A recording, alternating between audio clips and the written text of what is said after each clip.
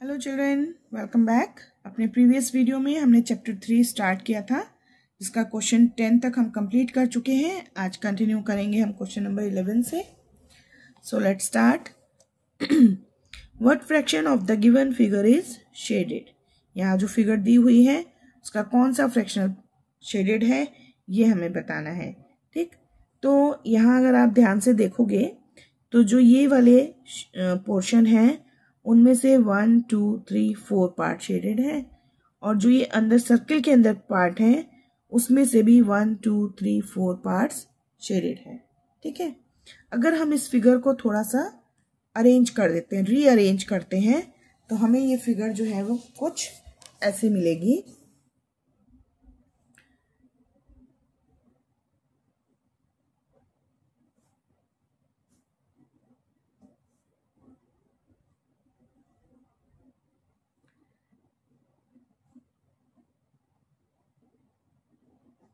अगर shaded parts को हम एक साथ कर देते हैं तो कुछ इस तरह का फिगर हमें मिलेगा।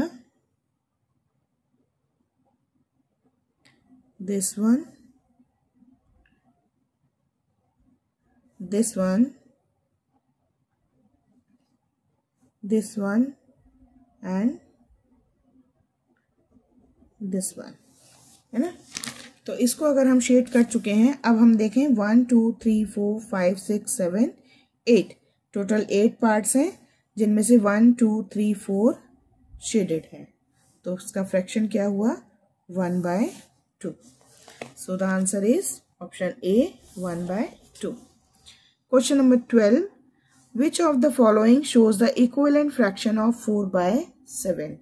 4/7 के इक्विवेलेंट फ्रैक्शन इनमें से कौन सा है ये हमें बताना है। ठीक है, तो इसके लिए हम क्या करेंगे, एक ही जो ये नंबर हैं इनको हम किसी भी एक नंबर से डिवाइड करके देखेंगे कि क्या 4/7 आ रहा है। तो इसका मतलब दोनों न्यूमरेटर एंड डिनोमिनेटर किसी एक ही नंबर से पहले तो डिवाइड होने चाहिए, और डिवाइड होने के बाद 4/7 रहना चाहिए, तो वो इसके इक्विवेलेंट होगा। सो 8/12, 4 2 जा 8 एंड 4 3 जा 12, तो ये इक्विवेलेंट नहीं है।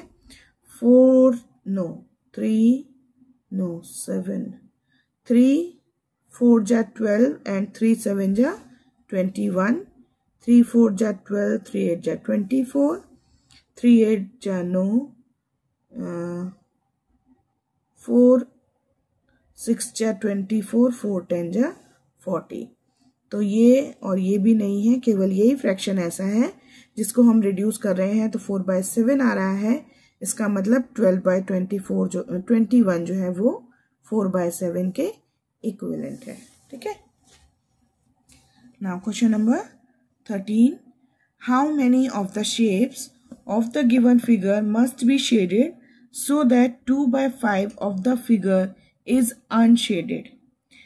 क्वेश्चन क्या है, ध्यान से सुनेंगे। How many of the shapes, इनमें से कितनी शेप्स को हमें शेड करना पड़ेगा जिससे कि 2/5 of the figure is unshielded. कितने पार्ट को हम शेड करें कि अनशेडेड पार्ट जो है वो 2/5 रह जाए। ठीक है, तो इसके लिए हमें कैलकुलेट करना होगा टोटल पार्ट्स कितने हैं। 1 2 3 4 5 6 7 8 9 10 11 12 13 14 15 18 20 23 25। So total 25 parts are there. Unshaded, ये हमें बताया है अनशेडेड कितना होना चाहिए, 2/5। ठीक है, तो शेडेड कितना होगा,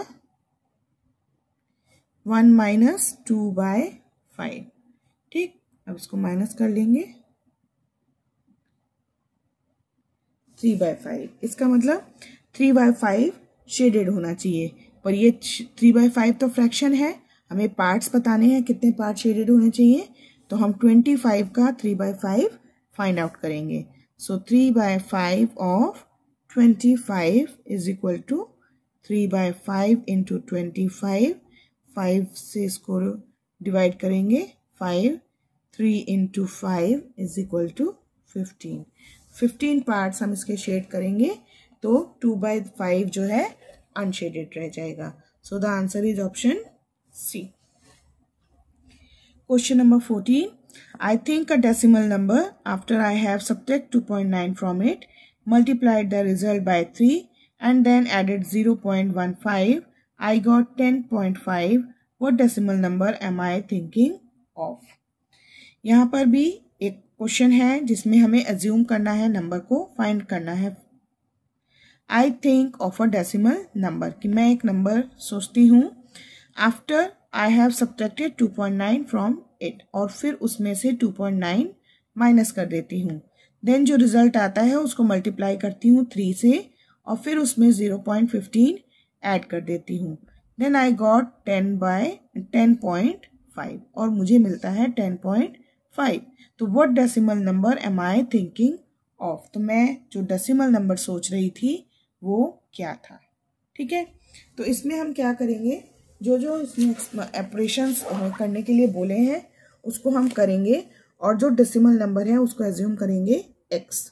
ठीक है, x एज्यूम करके हम पूरा सॉल्व करेंगे तो हमें x की वैल्यू मिल जाएगी. तो हमें जो जो कहा है उसके अकॉर्डिंग इसको लिख लेते हैं. x माइनस 2.9, पहले x में से 2.9 को माइनस करेंगे, फिर उसको 3 से मल्टीप्लाई करेंगे, फिर उसमें 0.15 ऐड करेंगे तो आंसर आएगा 10.5. ये जो हमें यहाँ इतना बताया है उसके अकॉर्डिंग हमने ये एक स्टेटमेंट बना लिया है. अब स्टेटमेंट को हम सॉल्व करेंगे, हमें x की वैल्यू मिल जाएगी. तो 3 से मल्टीप्लाई करेंगे इसको, 3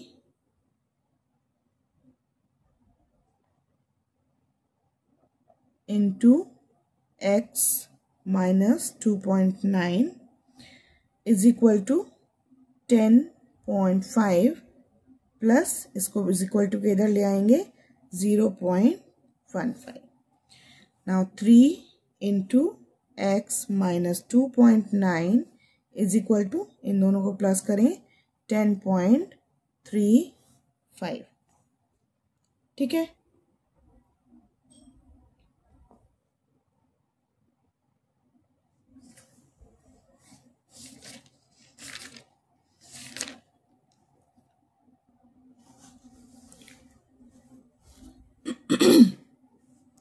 देन अब इसको मल्टीप्लाई करेंगे, 3x माइनस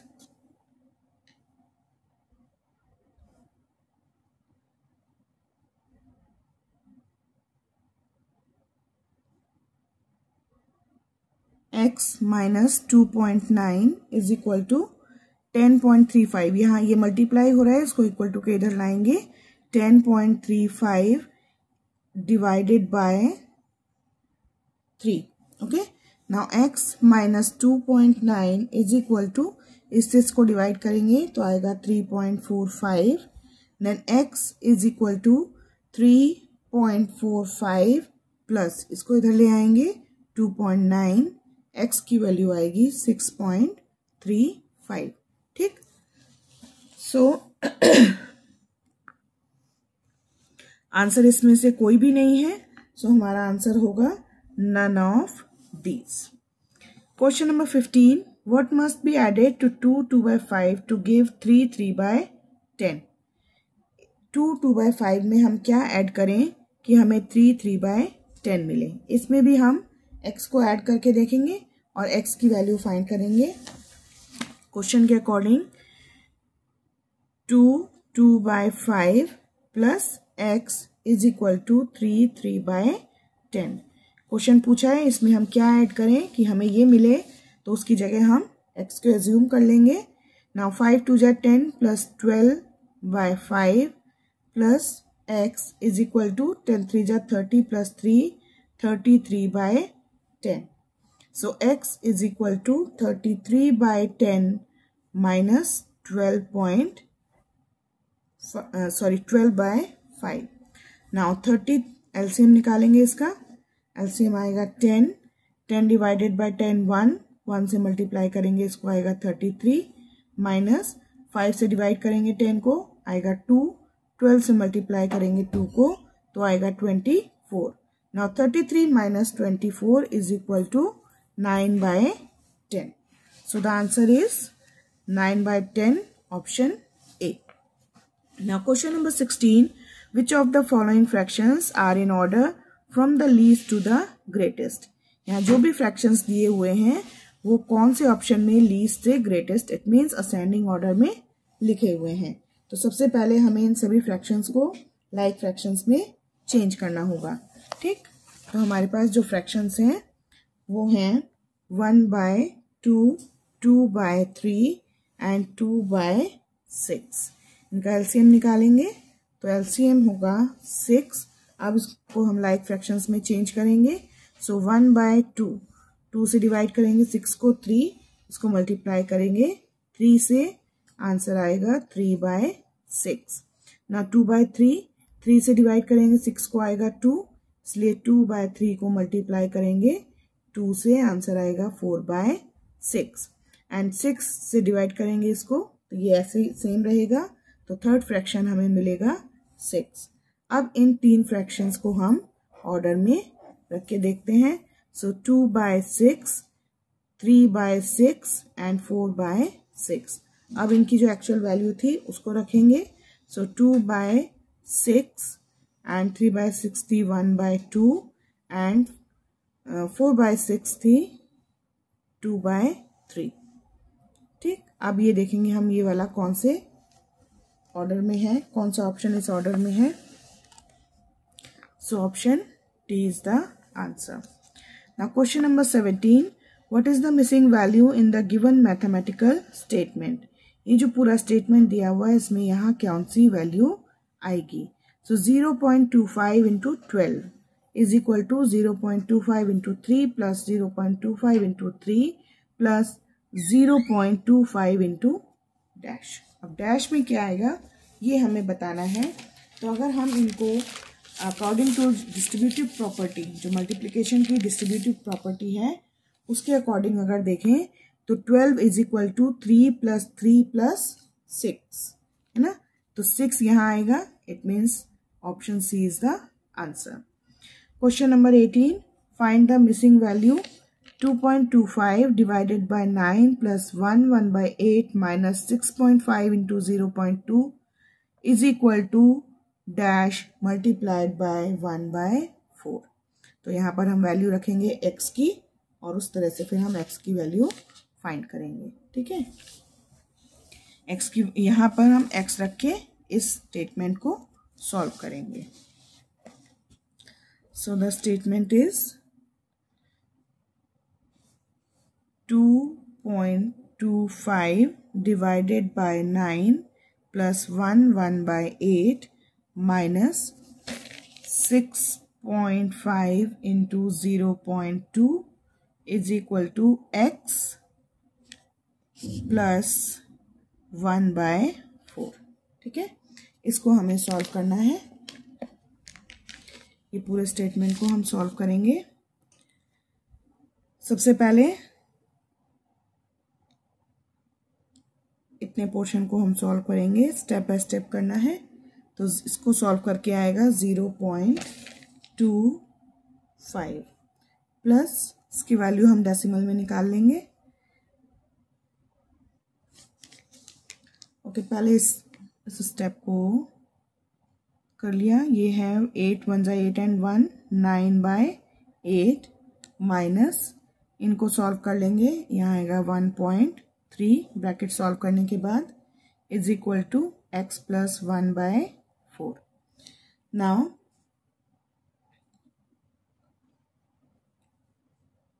इन दोनों को, इसकी वैल्यू भी हम डेसिमल में निकाल लेते हैं. इसकी वैल्यू आएगी 1.125 minus 1.3 is equal to x plus 1/4. Now इसको ऐड करेंगे. 1.375 minus 1.3 is equal to x plus 1/4. ठीक है, एक एक स्टेप करके करेंगे, अदरवाइज मिस्टेक्स होने के चांसेस हैं.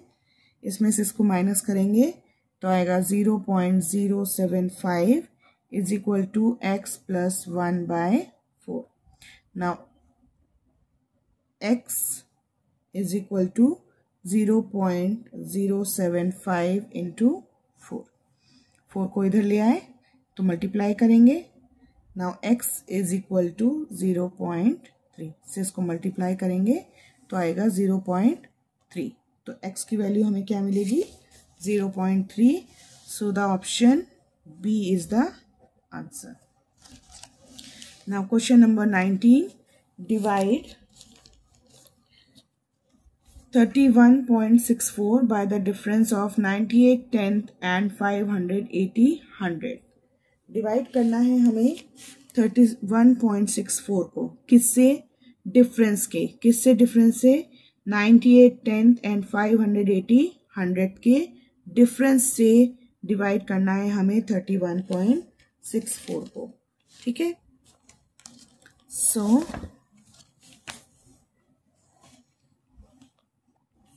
98 tenth is equal to 9.8, 580 100 is equal to 5.80। Now इसका डिफरेंस निकालेंगे, is equal to 9.8 minus 5.80 is equal to 4। 4 से डिवाइड करना है हमें 31.64 को। So 31.64 divided by 4 is equal to 7.91। So देखते हैं किस ऑप्शन में है 7.91, option A. Question number 20, which of the following option is correct. इनमें से कौन सा ऑप्शन करेक्ट है? सिंपल हमें कंपेयर करके देखना है। 1.3 is less than 1.0, no. 1.7 is less than 1.8, yes. 1.5 is less than 1.2, no. 1.4 is less than 1.3, no. So option B, 1.7 is less than 1.8 is correct. So option B is the answer. Okay, so up to question number 20 we have completed today.